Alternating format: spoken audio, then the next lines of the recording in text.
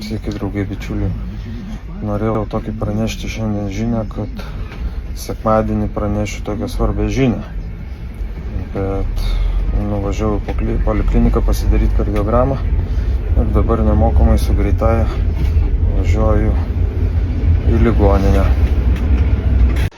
Na ką, draugai, paleidžia mane iš ligoninės. Nuvežė. Medicinos sistema maždaug veikia tokiu principu. Va. Greitoji.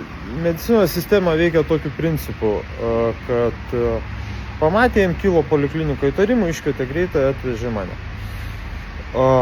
Atvykus čia į ligoninę paėmė kraują pirmiausia, tada atliko vieną kardiogramą, po to kažkodėl atliko kitą kardiogramą, atėjo kardiologas, pakonsultavo kardiologas ir užtrukau aš maždaug apie 30 minučių.